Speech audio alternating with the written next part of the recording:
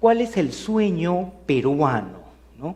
Es el de una familia próspera, educada y elegantemente moderna. ¿Qué quiere decir elegante? Va a variar de segmento en segmento.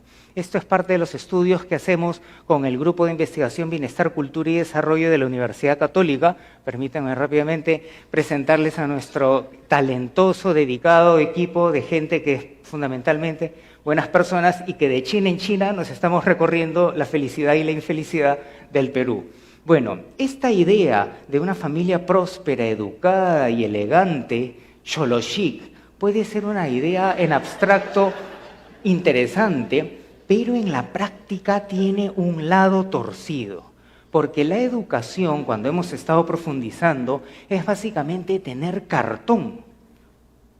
La gente no busca reforzar sus valores, su identidad y adquirir nuevas competencias. Es el cartón.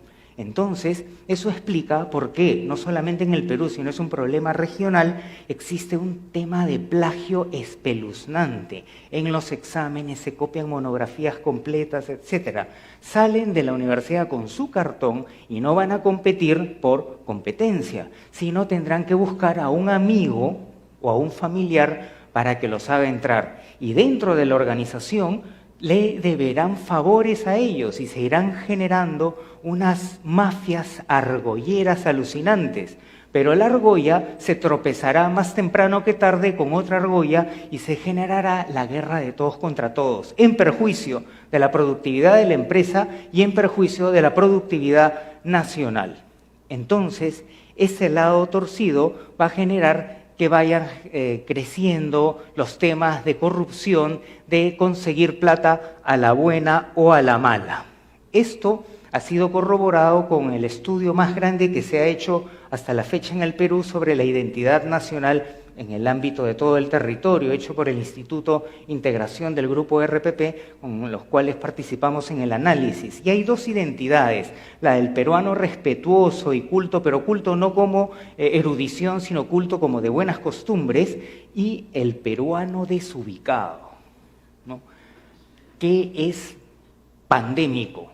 El desubicado es un peruano florero, agradable, etcétera, pero que en el fondo no está interesado en generar una relación recíproca de mutua ayuda o mutuo respeto, sino está a la expectativa de aprovechar la oportunidad. Y cuando el otro progresa va a sentirse miserable con un sentimiento muy difundido que es la envidia y va a contraatacar metiéndole cabe al logro del otro, ¿no?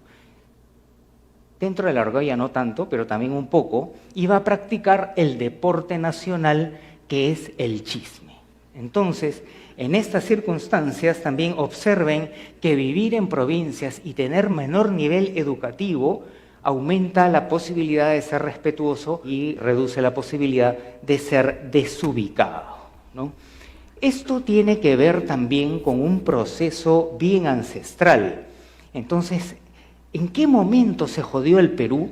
Ya la ciencia tiene varias respuestas y uno de los momentos jodidos de nuestra historia es cuando los migrantes de las pequeñas comunidades tradicionales llegan a las grandes ciudades como Lima y son recibidos con una discriminación agresiva. Cuando ocurre eso, se activa un fenómeno denominado exclusión social. Y esta exclusión social va a activar el área del cerebro de mayor alerta, que es la del dolor físico. Distintos estudios, este es uno de los más prestigiosos y recientes, pueden señalar que cuando nosotros somos excluidos socialmente, somos choteados, somos marginados, somos denominados cholos de mierda, vamos a tener las mismas activaciones del dolor físico. ¿Y eso qué va a generar? Va a generar primero un corte en el sistema de la empatía. Es decir, yo ya no me voy a poner en el zapato del otro y consecuentemente ya ni lo voy a saludar, ni voy a ser condescendiente y pasado cierto punto de discriminación voy a disfrutar que le vaya mal al otro.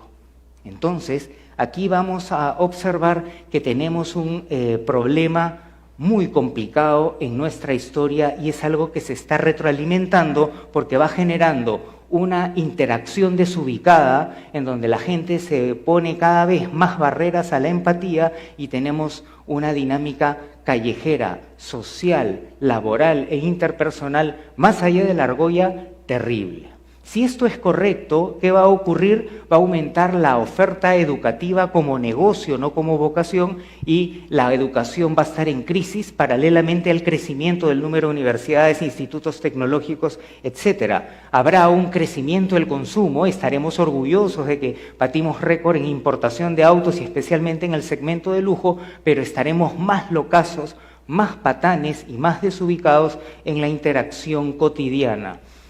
Entonces, la pregunta fundamental aquí es ¿cómo evitar que el Perú se joda más? Para responder en parte esta interrogante, podemos buscar cuáles son los lugares más felices de verdad de nuestro territorio. Y podríamos comenzar con las magníficas caletas de pescadores, pequeñas zonas donde todavía la actividad turística e industrial es marginal. Allí las familias van a trabajar unidas, protagonizando los valores del trabajo, de la unión. Y las familias no van a ser respetadas porque tengan más plata, televisor más grande, sino por la calidad del trabajo y de la unión de la familia en ese sentido.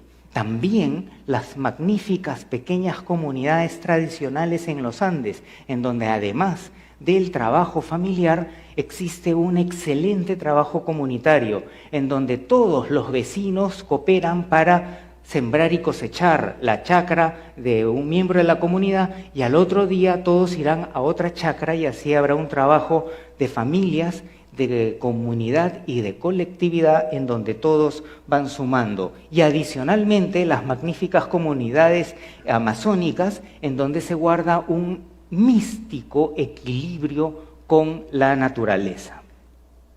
Paradójicamente, estas son las familias que cuando van en búsqueda del progreso, de una mejor educación para sus hijos, van a ser las familias discriminadas. Un amazónico que ha viajado por 8 horas para llegar a una escuela será el chuncho incluso marginado por la propia escuela. Un andino que llega a la ciudad será choleado por otro que vive a 400 metros más cerca del nivel del mar. Y también será marginado por aquel de su propia comunidad que llegó un año antes. Y así dejará de ser el magnífico señor comunero que por ser honrado, trabajar y respetar las costumbres será respetado como un ciudadano para convertirse en el cholo de mierda. Esto, de alguna u otra forma, va a ir generando que las personas se den mala cuenta que eso magnífico, que esos valores, esa felicidad no es buena y que hay que adoptar un patrón moderno. Y así se compran la gran estafa que es el ideal del cartón y de la plata a la buena o a la mala. Así resulta fundamental reforzar los valores peruanos, no Machu Picchu ni las líneas de Nazca, sino esos magníficos valores, comunidades de los abuelos y de los padres de los muchos de los que estamos aquí presentes, pero integrarlos a la modernidad para cumplir esos dos sueños, el de mantener una buena identidad, pero integrarnos en el mundo más contemporáneo. Y a propósito de esto, una pregunta interesante es, ¿cuál es el lugar más feliz del Perú moderno? Hicimos un estudio en las grandes ciudades en el Perú y encontramos que sistemáticamente uno de los lugares más felices era el Valle del Mantaro. Y el Valle del Mantaro no tiene la magnífica arquitectura cusqueña ni el paisaje esplendoroso de la cordillera de los Andes, sino tiene huancaínos, tiene huancas.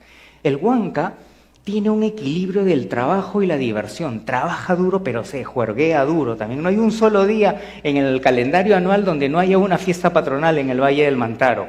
En segundo lugar, es un cholo power, no es un cholo acomplejado, ¿no? Que dice, oh, ingeniero, perdón que hayas venido a mi pueblito feo, ¿no? Chino, ven y tómate 2 cervezas conmigo, ¿no? En tercer lugar, son comunidades de un elevado sentido meritocrático. Cualquier joven huancaíno sabe que respetando las tradiciones, ayudando a la familia, a los vecinos, trabajando duro, teniendo éxito, va a ser reconocido como un señor ciudadano. A diferencia, por ejemplo, de la ciudad del Cusco, uno de los lugares más infelices del Perú, en donde tienen que tener además una familia respetable, y así no van a haber nuevos ricos, solamente van a aumentar los nuevos pobres. Entonces, todo esto va configurando la necesidad, no el lujo ni la opción, la necesidad de emprender un plan nacional de no menos de 3 años, por no decir 7 años, en donde el gobierno, los medios de comunicación, la sociedad civil, la cooperación internacional, cada uno de nosotros aquí presentes esté involucrado. ¿Para qué? Para rescatar los valores tradicionales e integrarlos en la modernidad, ¿no? ¿Y por qué es importante esto? Por 2 sencillas razones. Primero, porque así vamos a lograr nuestra felicidad personal y la felicidad de la familia, y en segundo lugar, porque así evitaremos que este país se siga jodiendo.